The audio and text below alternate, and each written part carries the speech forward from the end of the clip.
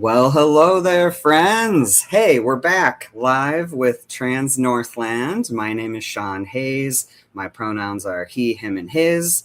And I am a co-founder and the executive director here at Trans Northland. And as always, every other week, I'm so excited to join you all and get a chance to introduce you to amazing folks in our community doing just really good work and just are like really cool humans that I like to introduce you all to.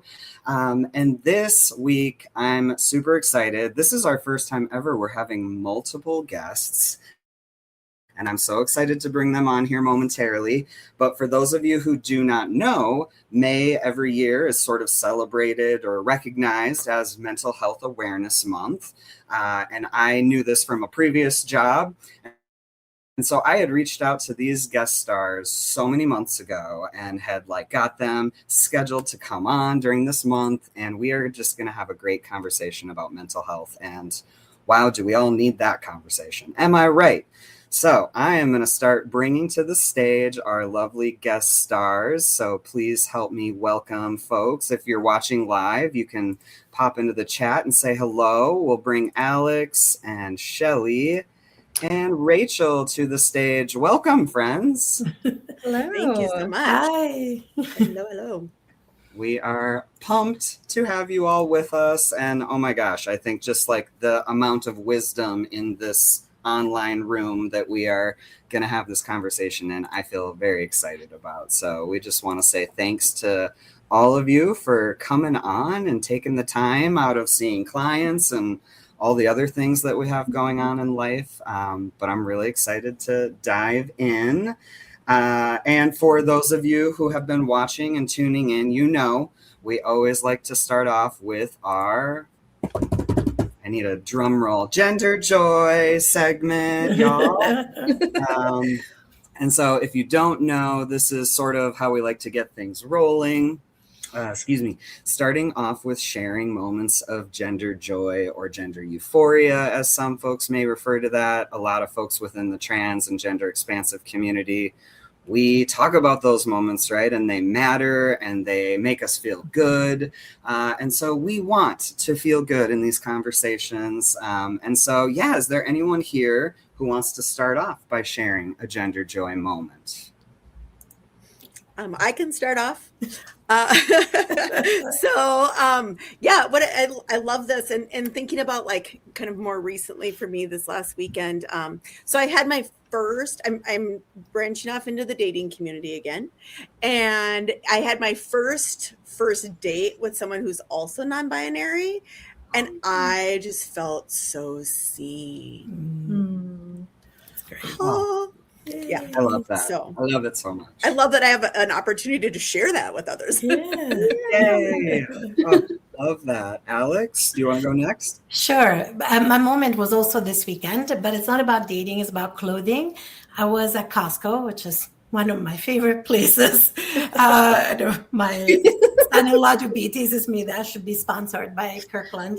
But they had some really nice athletic clothes, and I've been doing more ballroom, and I wanted kind of some more dance clothes. And I just felt so much freedom looking across kind of whether it was men or women's clothes. And it just made me feel like it's been such a long journey to come to the place where I'm like, if it feels good on my body as a non-binary gender expansive person, that's all it matters. And it doesn't matter how society labels it.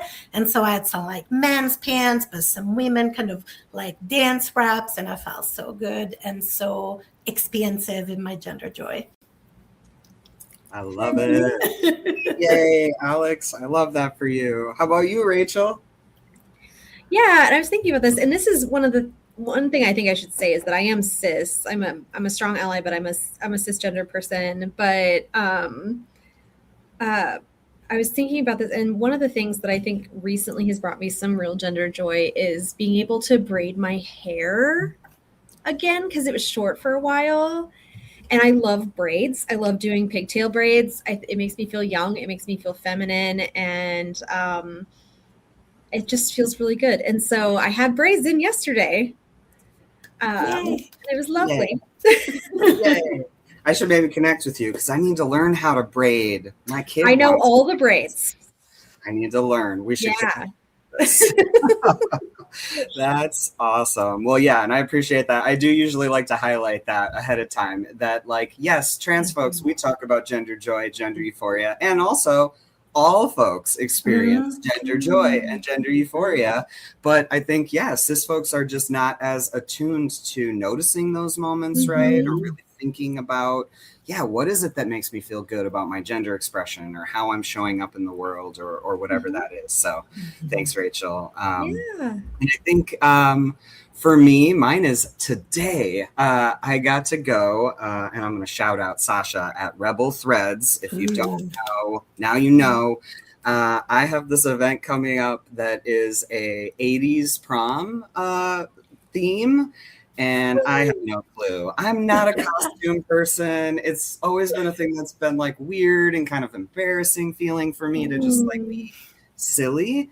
And I got to go to an event a couple weeks ago where I got to dress up like a hippie, and I went for it. I was like, I'm doing this, flower power, and so many compliments, and I felt so good about myself. And so this morning I got to go in and meet with Sasha, and she helped pull a bunch of stuff off the racks and does all of these like costume loans for folks. And I'm feeling pretty good about my 80s look, y'all. So you will probably see photos after the fact, but it just felt good to go and like, I don't know, be so affirmed by someone who is like a super strong ally in the community as well. And then for someone who just feels kind of like weird about clothing, it's been fun to sort of like just let myself explore that more and have fun, be a little sillier. It feels good.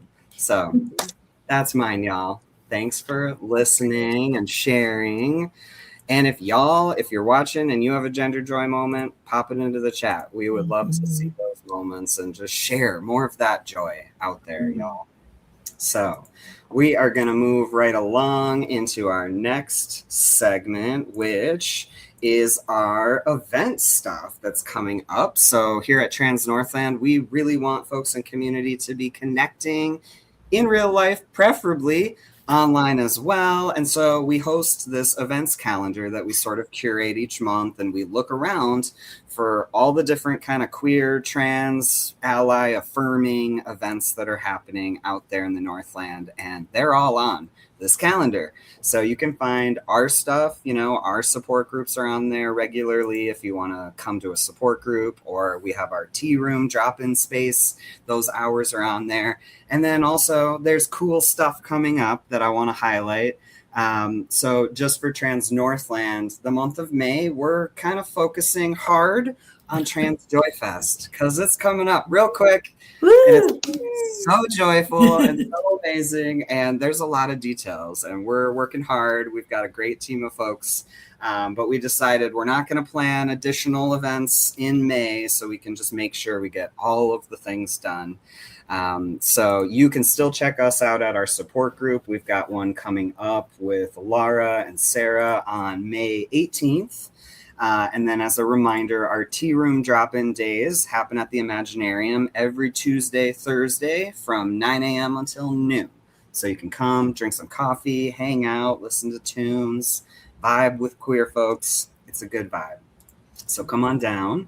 And then a couple of events coming up that I wanted to highlight within the larger community. So this coming Saturday, May 9th, is the 2026 Hot Dish Bowl-a-thon event. So that is with a lot of our friends in community. They're raising funds for We Health Clinic and for reproductive rights and abortion care. And that event, I think, has been happening for so many years. So you can get a team together and go bowl and help raise funds for this great, great, great clinic, We Health Clinic. And then also, so a week from Saturday, the 16th, there's another cool event coming up called Community in Color. So that'll be on Saturday, May 16th from 10 a.m. until 2 p.m. And their description is, it's a celebration of queer creativity, embodied joy, and shared belonging. If that doesn't just sound lovely. So you can find all the details on our events calendar. And then lastly, I want to shout out our friends over at Seven Seeds Inc. They have one of their out and active events coming up on, let's see, Sunday, May 17th. They are doing a donkey hike. Ooh. So I don't know much more than that, but they're and cool people, and you can get in touch with them to get all those details and RSVP info on our website. So yeah, and that's not even the tip of the iceberg. There's so many cool events happening now, y'all. Like all the time. You can see drag like every weekend of every month, it seems like now. And then queer art clubs and board game groups, and it's so wholesome, and I love it so much. So events, get in touch, get connected.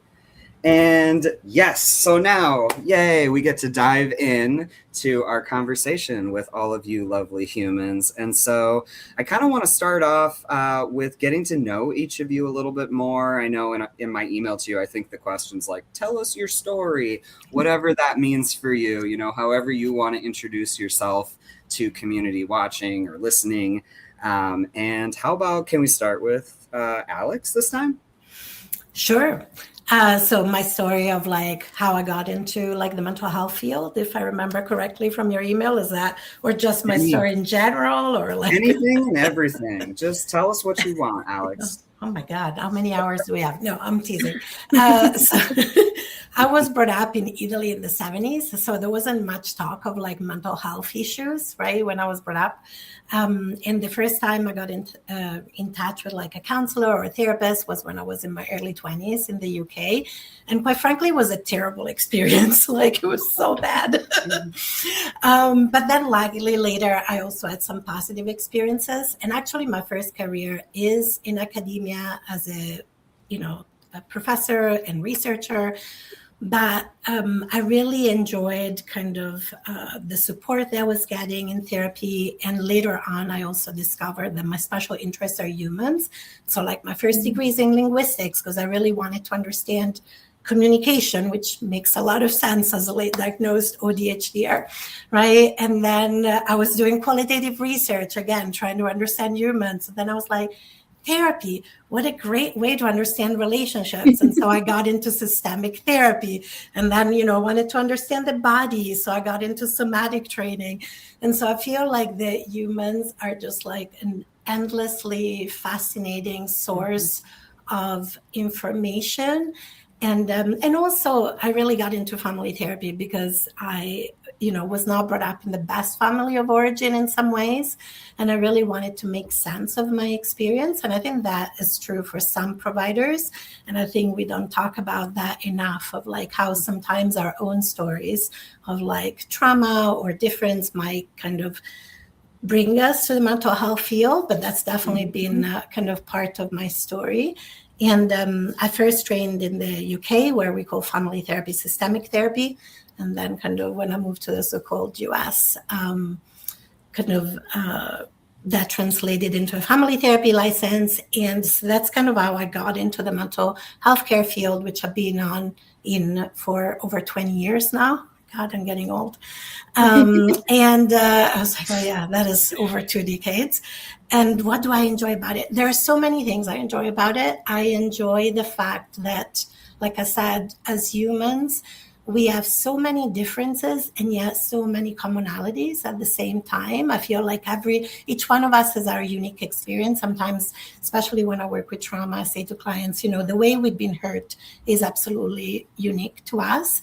And yet the way that we respond as humans has some things in common, right? There are some ways in which kind of our body minds kind of respond for survival, and kind of being able to validate that. And I think one of the things that brings me joy is really challenging kind of the more pathologizing model and really supporting people in understanding themselves as we were always whole. We are not broken people. We were never broken. We might have gotten harmed and hurt, and significantly so, but we are whole people who deserve care and compassion and love towards ourselves, and of course from others too. And that just brings me joy, kind of reconnecting folks with kind of our power and agency and our wholeness, if that makes sense. That is so beautiful. I love that. Like we have always been whole. I've heard that said a couple of times, and that does just land differently, you know? So thank you for that. Can we go to Shelley next? Yes. Hi. I am a marriage and family therapist here, similarly to Alex. Alex and I actually connected like, I feel like almost 10 years ago, volunteering at a trauma conference with Bessel Vanderkalk. Yeah. And so, yeah, that systemic piece. But I got into this, and this was mentioned as well. Yeah, family systems growing up, you know, you kind of go, well, what's happening here? Like, I don't understand what's been going on. And so, you know, when I started delving into kind of the mental health field, actually when I was like in my teenage years, just in kind of peripherally, and then went on in my career, like doing other things, but like medical, I was more in the medical field. But then I ended up switching more into the mental health area. And part of it was, like I said, about the kind of understanding myself and my past experiences.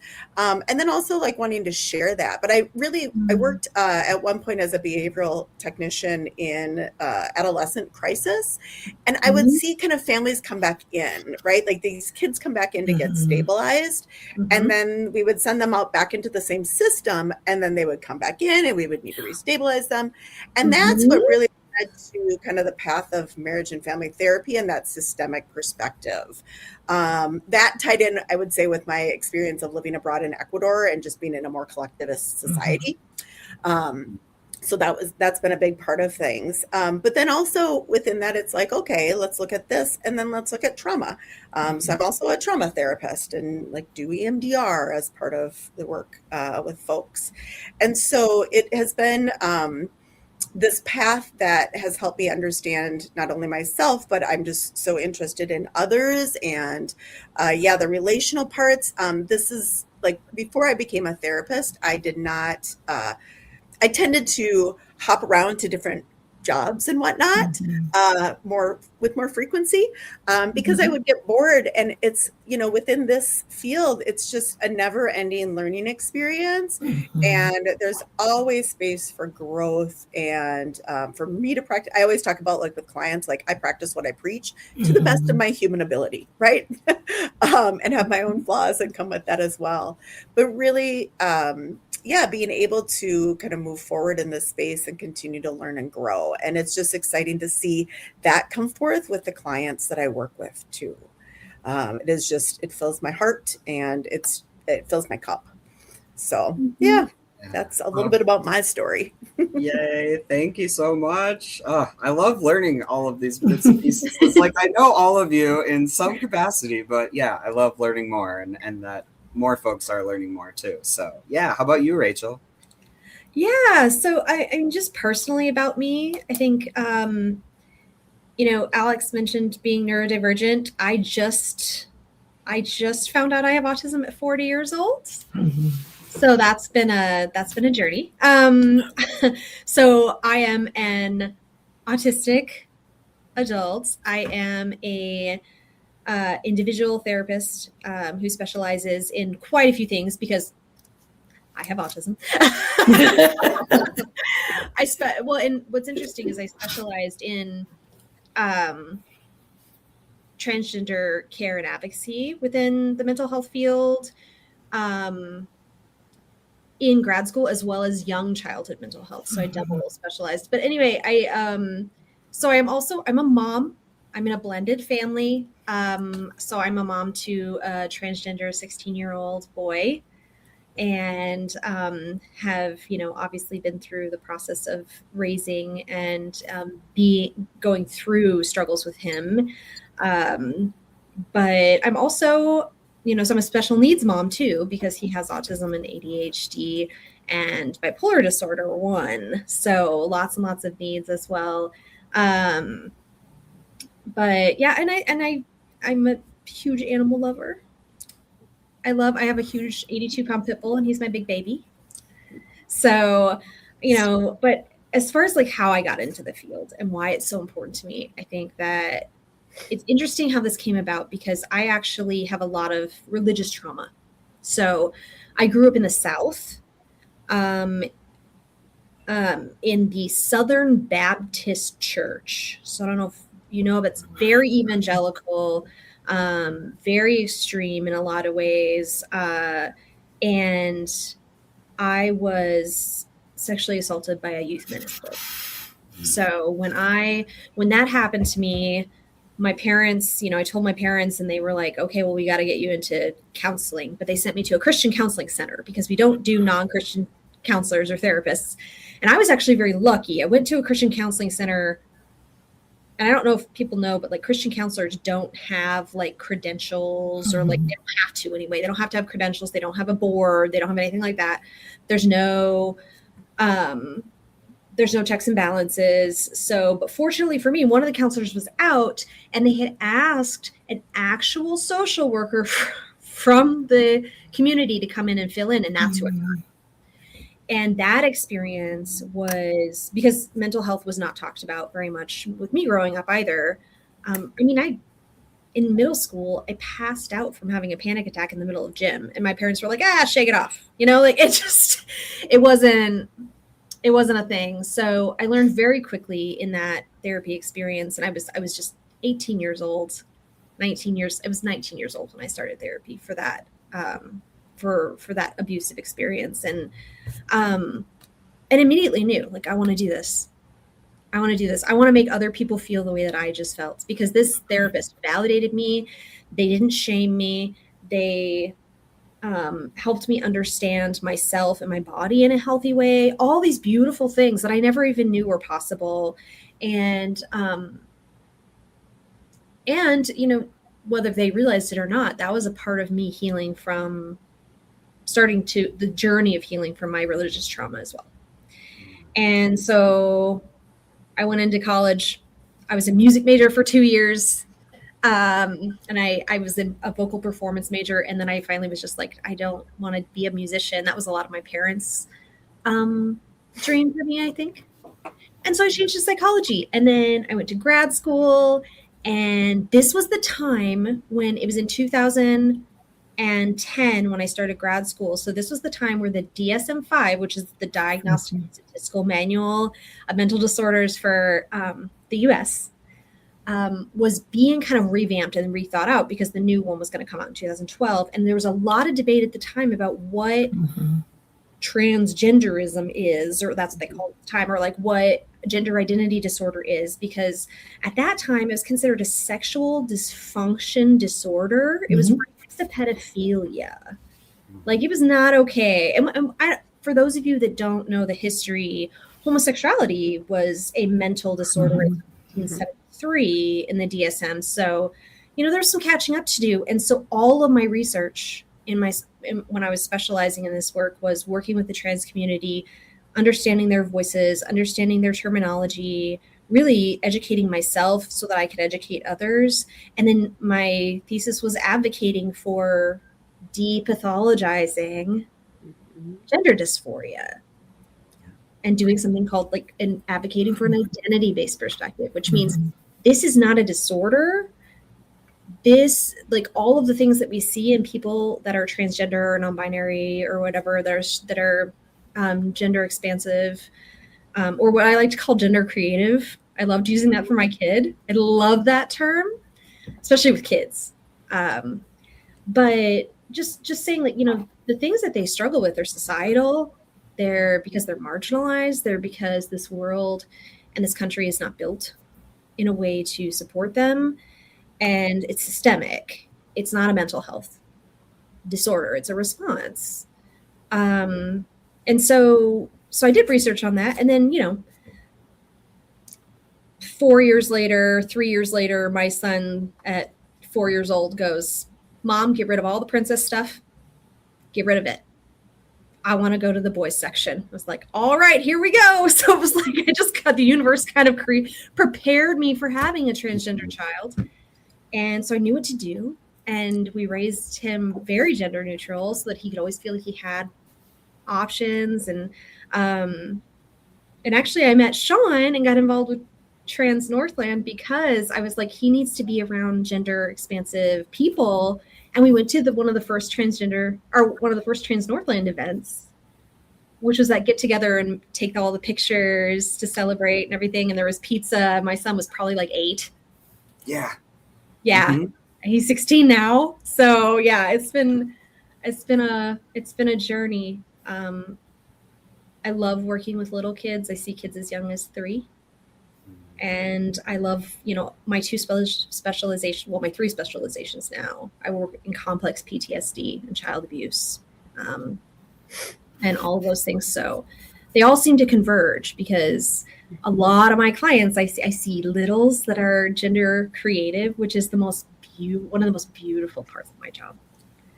Oh, it's just beautiful. I work with families to help them understand their gender creative or gender expansive child or adolescent and the best ways to support them, work through things with parents, because I am a parent. What does it mean for me? What does that mean? What support do they need, right, in order to be as supportive to their child as possible? So I do work with some families. I don't work exclusively for family therapy, but I bring a lot of parents into my work. And I specialize with chronic PTSD in adults and then transgender adults. So I see kind of the whole spectrum. And, being autistic and still trying to figure out what that means, it's interesting because my first instinct was like, what does it mean that I'm a therapist? And I'm capable of this, but it is very much what Alex said. It's like humans are, first of all, it's pattern recognition. And it's people with autism have a huge drive for connection. Our connection just looks different. Mm-hmm. And so, so my ability to connect and to be good at my job was because that was my hyperfixation. That was what I wanted more than anything else, was to understand and love people. And so, yeah, that's how I got where I am. Oh my gosh. I love it. Mm-hmm. I love it all so much. I appreciate each of you for sharing more. And fun fact, Rachel, I was just talking about that event. I believe that was during the first Trump regime. And there was a whole campaign around "We Won't Be Erased." Mm-hmm. And we hosted this photo shoot. Well, you were a new father at the time, too. I know. I had a tiny little baby. Oh, it was so great. Teeny tiny. Now she's huge. Yes. Well, and it's perfect. This is like a perfect segue, right? Because we wanted to get a little bit more into so gender affirming mental health care, right? I mean, when we hear gender affirming health care, I think folks oftentimes are thinking about medically, right? Like hormones, puberty blockers, surgeries, whatever. There's so many different forms of gender affirming care for adults and for youth.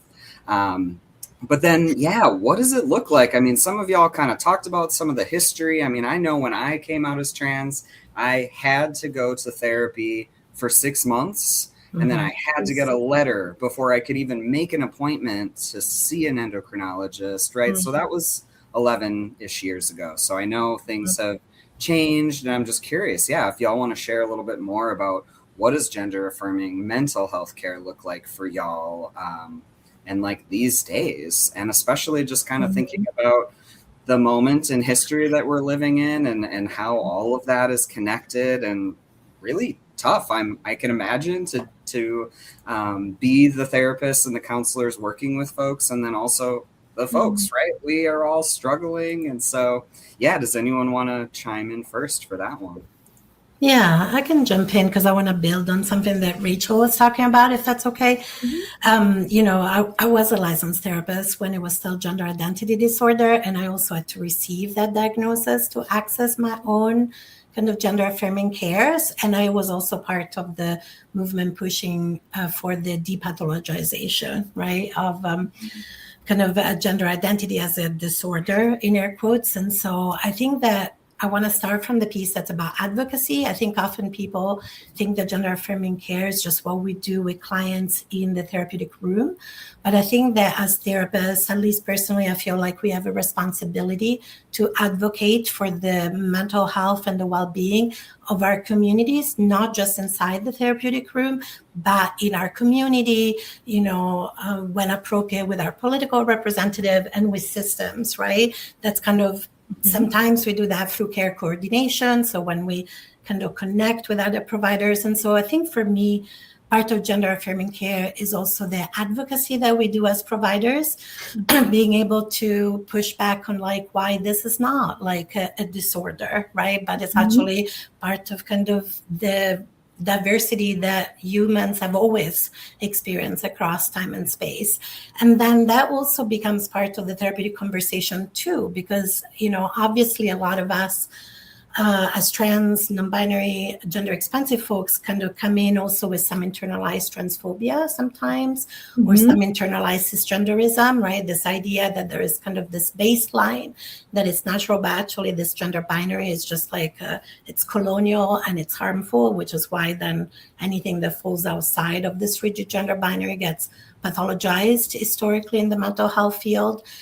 And so that is also, for me, gender affirming care is also encouraging people to remember that we're part of a community and that we have transcestors and gender blessed ancestors, right, that have come before us. And especially at this time, once again, we see kind of this increased amount of kind of transphobia on a legislative level, and I also really want to acknowledge that the systemic violence against Two-spirit folks, indigenous queer folks, Black and brown, trans, non-binary, gender expansive folks has never stopped. And I think that now white folks are feeling it more. And so for me, gender affirming care also means kind of remembering the strength in the collective, right? And of helping people feel kind of less alone, right? No matter what choices we might be making individually.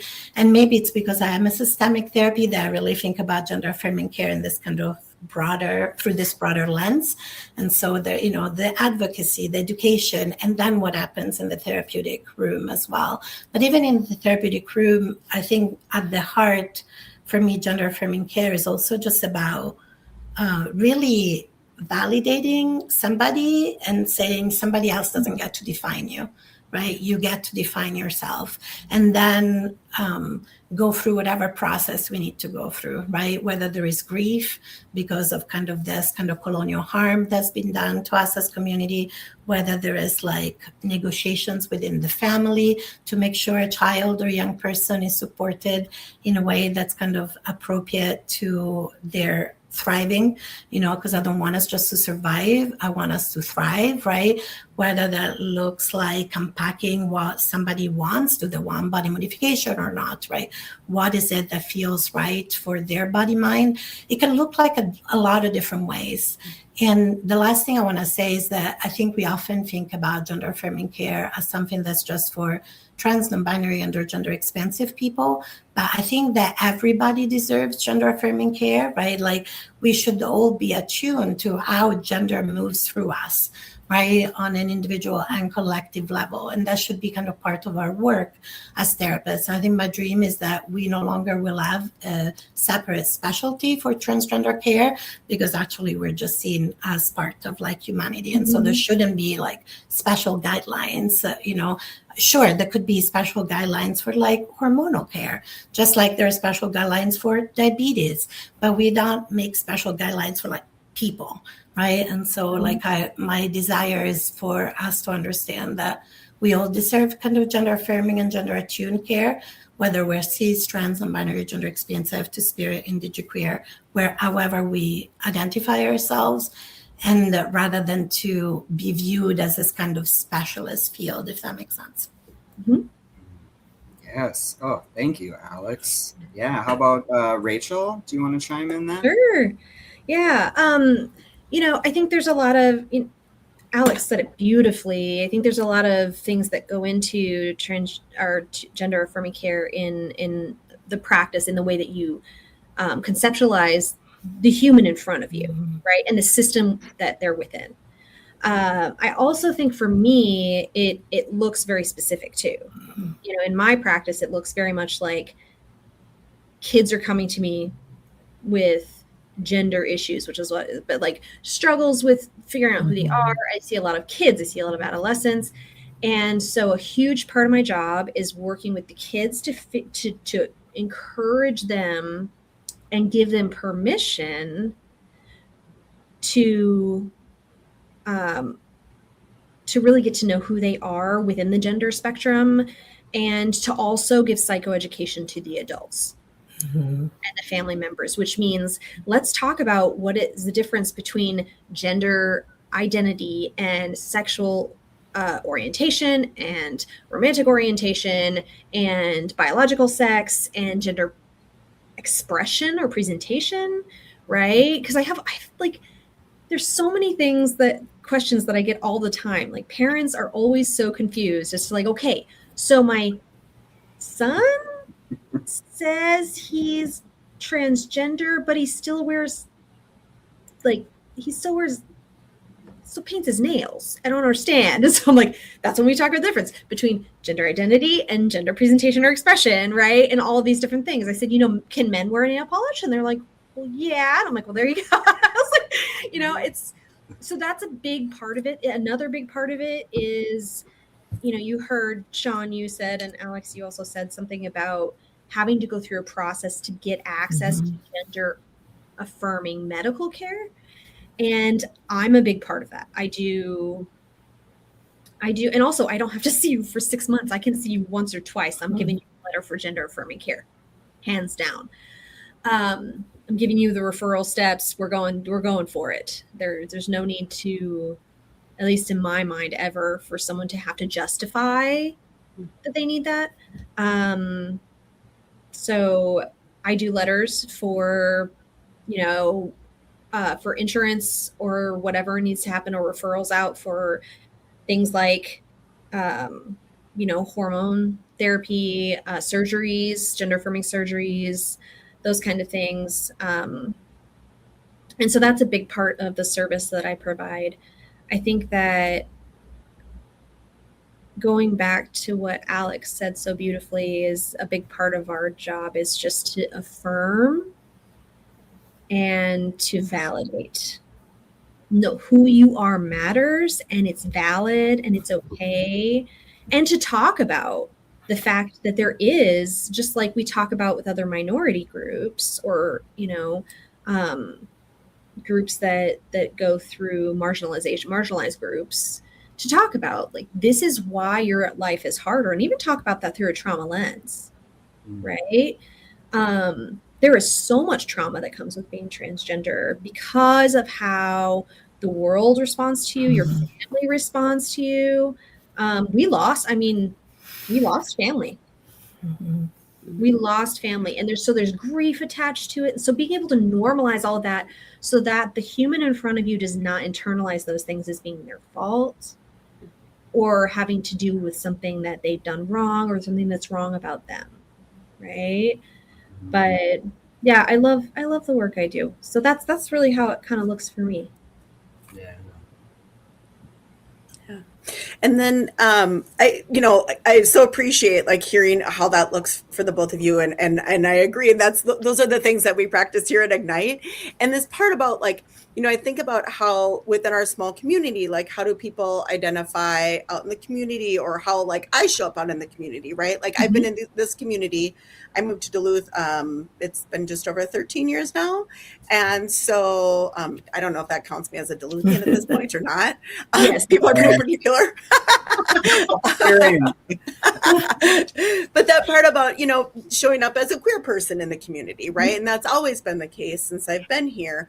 And it's been more recent for me in my own gender journey. And this is where like, it's just such an interesting connection within like, the personal and the professional, because we learn so much from our clients. I learned so much from my clients as well. And I also, Rachel, you had mentioned about back in grad school and kind of the work that you did. It sounds like we were in school at the same time. Yes. And I also did my final like literature review around people like relationship and where one partner transitions and what that looks like. And what was happening then, as is still the case, is that there's really a lack of research, turns out. But it's these parts of, as I've continued to learn, both professionally and in my own personal growth, it's these parts of like being able to bring to the therapy room, like allowing people, one, the safety and space to talk about all of these things and to be validated in that space, but then also to kind of have that knowledge base of like, hey, these are things that let's talk about them that maybe you haven't thought about. Right. So when people are talking about like, oh, finding a primary care physician, it's like, okay, well, let's talk about who might be good in the community that would be gender affirming for you, versus just like picking the next person that has an opening in whatever clinic. Right. And so part of it is also being able to kind of bring those things forth so that, we can talk through what that looks like and providing resources. So there's also, while not necessarily to the level of case management, there definitely is that connection around resources. I mean, I can't, I couldn't tell you how many people I've referred to Trans Northland, right? And to the resource list that you all provide. And that's such a, great to be able to have that in our community, how important that is. So I also think about like within kind of the ways that like on the website and what that looks like, right? When designing, so we did recently like a rebrand to Ignite Therapeutic Services.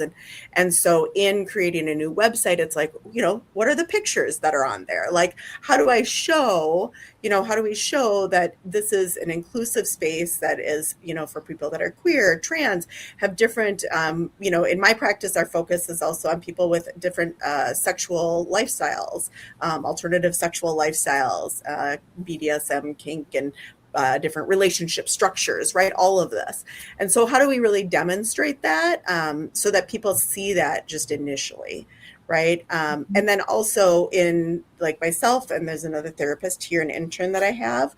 And so, we are part of these communities, them as well, as far as communities that, where we provide services. And so again, there's just kind of a natural sense. And I remember having an experience, I don't know, a couple of years ago, I guess, with a friend of a friend who was like, well, I don't understand, like, why would someone who's gay need a queer therapist? And it's like, I understand why you don't understand.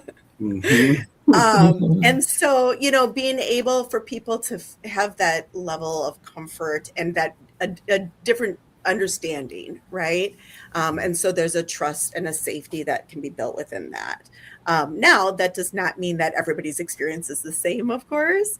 And so, but it just kind of starts with that space.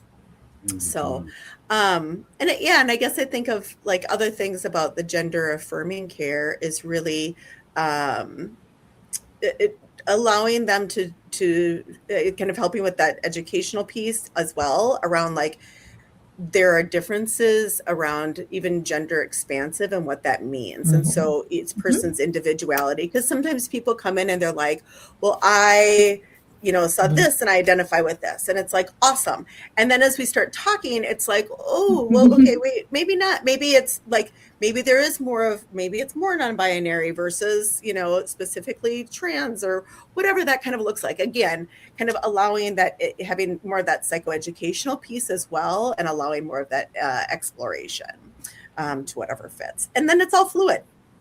And so there's that part too, when I work with clients for years, seeing again, kind of those changes and where they land within themselves, and opening up the freedom to find those empowering spaces and to find that sense of self in even within all the stuff that is happening around us.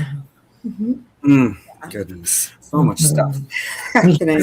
And so, so with all the stuff happening, again, a great transition into our next question. And yeah, I really wanted to sort of pull from the three of you, you know, from your experience, your knowledge, all of the school and learning and experiences you've had working with clients, you know, maybe if each of you could maybe share one or two different, you know, coping skills, ways that folks can take care of themselves, that, you know, maybe they wouldn't need to come to a therapy session. Maybe they could just try this and then see if it works. I mean, and it's sort of tied in with the last question we always ask our guest stars too, is like, how are you taking care of yourselves in this time? And I can imagine as a person who's taking care of other people in this time, as someone who's doing that in my own way, and definitely not therapy, but in my own way, it's a lot. And so I do want to hear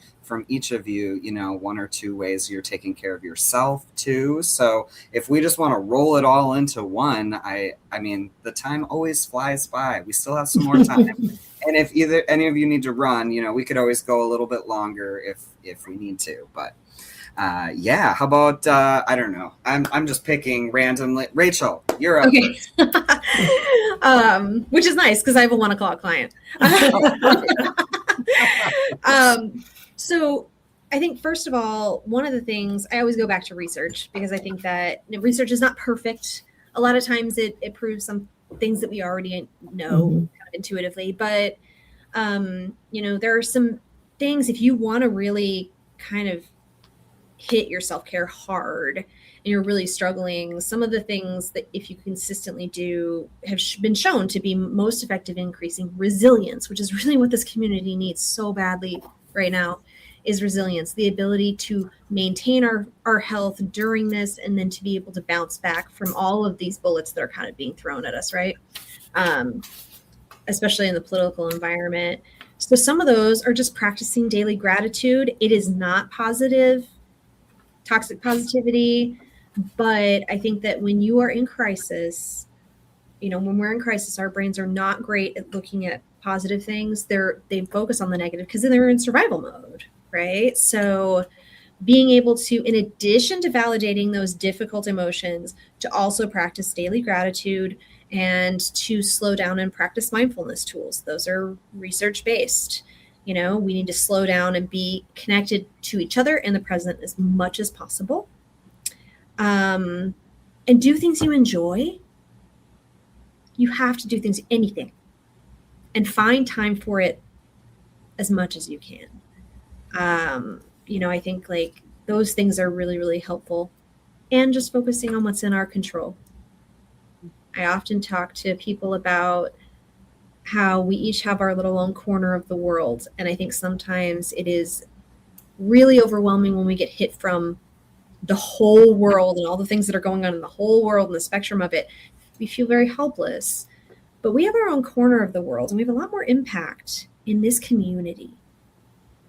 And so when you can focus on what do I have control over in my corner of the world? How can I find meaning in my corner of the world? That can be very, very helpful, that perspective. And that's helped me as well. I actually just took off 2 weeks of work because I was feeling burned out. So that was very hard, but it was very important for me. And so that's how I'm taking care of myself. I'm learning how to take care of myself in different ways with my new diagnosis. I am spending a ridiculous amount of time by myself and in relaxation states when I'm not overscheduling myself on days that I have long, like lots of clients. My husband and I are talking about that, and he takes the dinner, he takes everything, and I can just go home. I can unmask. I can do lots of puzzles because that is like, I love puzzles so much. And I can just really recover so that I can continue to do this work because I've been in it 15 years. I know Alex said over 20, and I'm like, 15 feels like a long time. But this is the type of job where we have to take care of ourselves because we're the tools, you know? And so those are some of the things I'm doing. Yeah, thank you. Mm-hmm. I can kind of piggyback off of that because I also that part about coming back to the present, like how necessary that is right now. You know, everything is so overwhelming and there's just so much, right? And so that's one of the things that, like, I have my own practice. I start generally seeing clients a little bit later in the morning because I have my morning practices that are really necessary for me. And so, you know, that meditation, mindfulness activities, gratitude, right? Kind of centering. I do some journaling in the mornings as well. And so that really helps set up my day. And that's something that I encourage for clients as well, is to have those spaces for self in whatever that looks like whenever that works best for them. For some people, it like doing certain things at night to kind of help slow down the brain and help signify like, yes, it is time to go to bed, like try to turn the brain off, right? But really helping, you know, directing clients in that way. One of the other really big things right now with everything that's going on is I've had many more conversations around boundaries in a different way that I usually have conversations around boundaries. You know, obviously with people, but there's also that part about the boundaries around like social media, news outlets, things like that, because of this bombardment. And it can feel like such a, you know, complex, like, well, how do I know that I'm getting enough information? And, or should I be doing this? Or a lot of shoulds, right? A lot of shoulds are coming up. And it's like that, what that looks like for each person is different, but really kind of working to recognize like, okay, like I can take in, you know, maybe 10 minutes a day on stuff and call that good. Or I have certain places that I check. Whatever those kind of limits are that we can set for ourselves that fit into what our needs are, is really helpful. And so it gives people kind of parameters versus this kind of all the time, or, you know, checking on the phone constantly, then, you know, the doom scrolling that happens. Right. So trying to do that. So that's also something I personally have a love-hate relationship with social media. And so yeah, but I definitely have had many more conversations about that. And then for myself personally, like, you know, Rachel, you mentioned the relaxation part of things. And that is one thing that I've noticed. I just need more rest. I am a very extroverted person. I get a lot of energy from that connection with others, but I just need a lot more rest these days. And so I find myself sometimes canceling and sharing openly that like my capacity and where I'm at is just at that place, and I need to take care of myself. And because I've surrounded myself with people who like have an understanding of that, they are like, I'm so happy you're taking care of yourself. Yes, let's connect in the future. Thank you for letting me know, or whatever.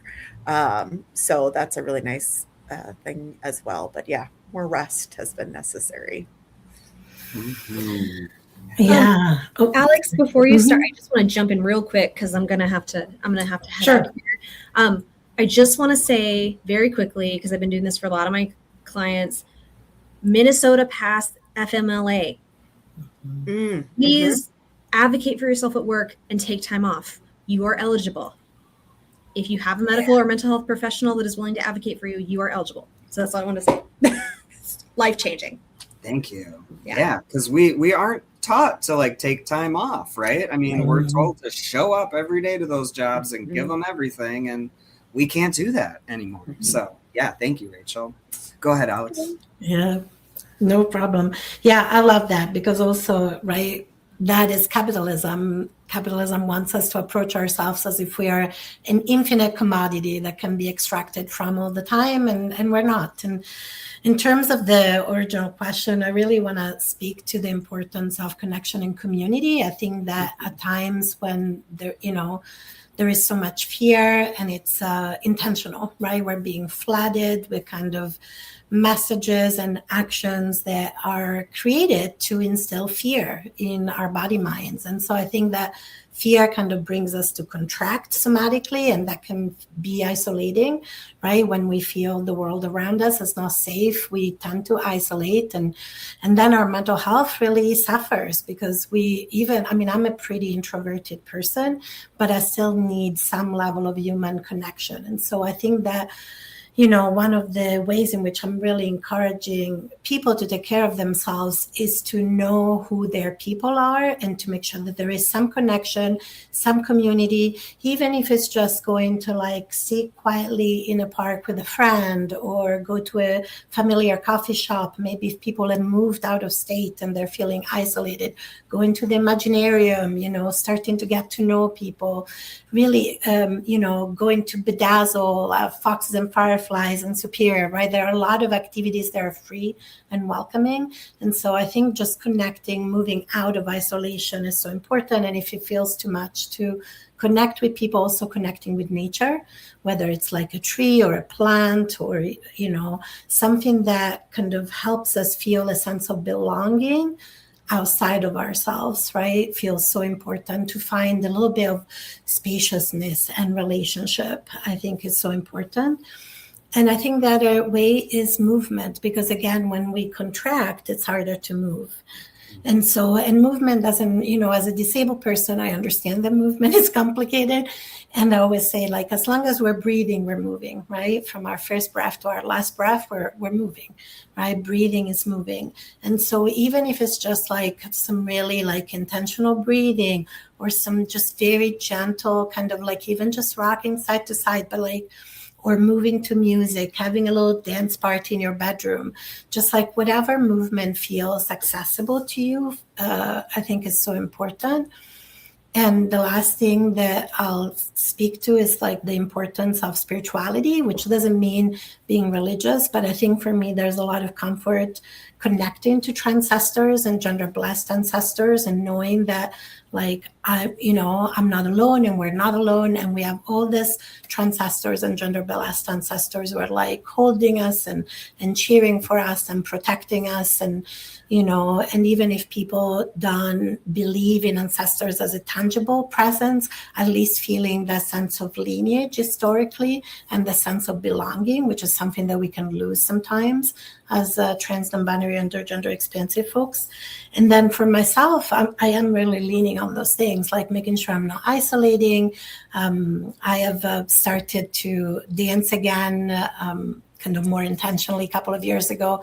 So, going to my ballroom studio, shout out to North Shore Ballroom, which is super welcoming of trans folks. And I try to be in the studio 3-4 times a week to really, even if it's for a short period of time, because when I'm on the dance floor, then everything else kind of disappears, and just really what you said about spending that quiet time to like be with myself, being with spirit ancestors, with like the trees that I can see right outside my window, and just really remembering that there isn't just this kind of machine of terror and oppression out there, but that there also spring is coming and that there is bird song and, that there is beautiful sap that's being turned into maple in our region, right? And it's just like that the lake is not frozen anymore, the lake shore, right? Just like this bringing some of that expansiveness into my body, because like I said, the regime wants us to be afraid and alone,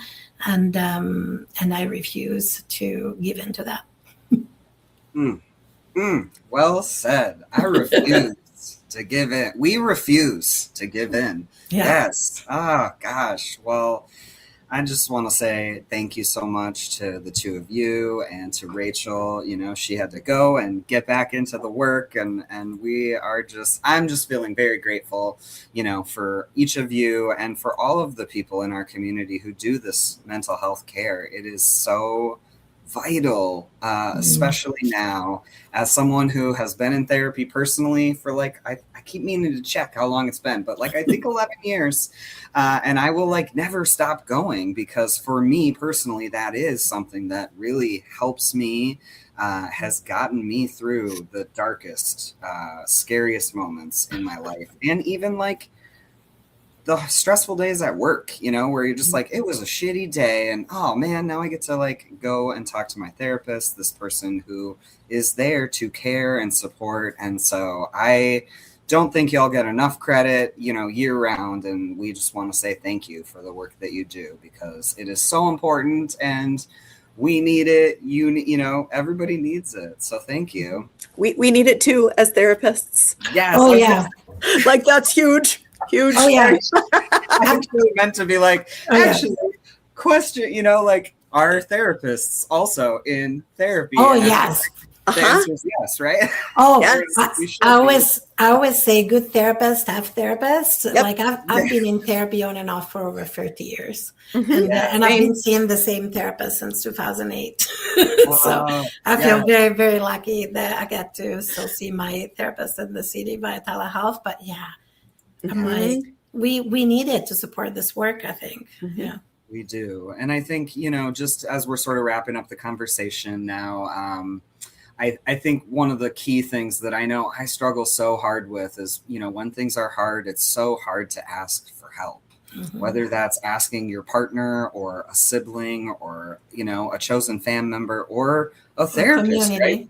So many people like still have such a bad feeling or idea about what it means to go to therapy or to get counseling. And it's like, the way I think about it is just like someone who has these skills, who's there. Your role in community is to help teach us these skills. And as you all shared throughout our conversation, it's a multiple learning. We're all learning from each other, which is really beautiful. And so, yeah, thank you for what you do. And to all the therapists and counselors out there, shout out for the work you do, because you're saving lives every day that you show up to your jobs. So thank you. Okay, and so I'm going to get us wrapped up. I want to just give another huge shout out, thank you, gratitude to Alex, Shelley, and Rachel for your time, for joining us and just sharing so much. I think that our community needs to hear and is good to learn. So thank you. I also wanted to share earlier, and I forgot because I was so excited to dive into our conversation. Check it out, y'all. We have Trans Joy Fest merch. This is the first time we have ever done this, and we are so excited to be working with Jamie, our graphic artist for this year. They are the ones who created this amazing Your Magical Dragon design. And so these are available now on our merch store, which I'll toss down there.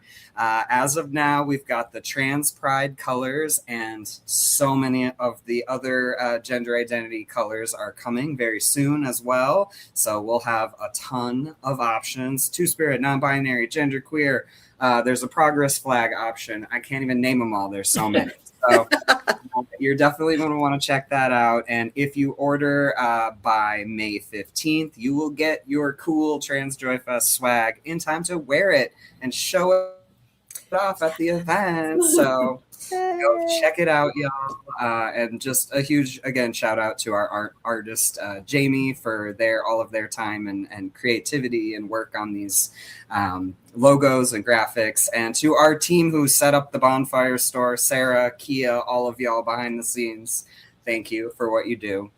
And yeah, for everybody else, thanks again for tuning in, for joining us here live with Trans Northland and our amazing guest stars. And we will be back 2 weeks from today, and I will let you know it's going to be a fun, different kind of conversation. This is okay. So Rascal Miles is the name of our next guest star. And he is a sound artist based in the Twin Cities. I'm reading this because this is so like artsy sounding to me. I don't know what it all means, but we're going to learn more.